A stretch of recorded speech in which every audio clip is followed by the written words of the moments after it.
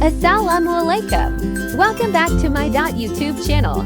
Today I'm making Ramadan special Chana Chaat recipe. Half kg boiled chana, 2 boiled potatoes,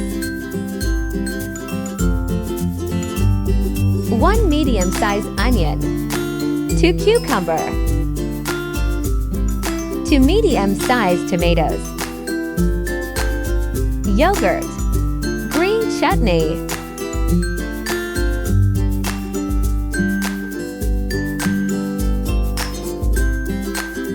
chaat masala,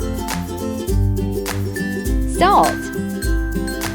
Now add yogurt to it.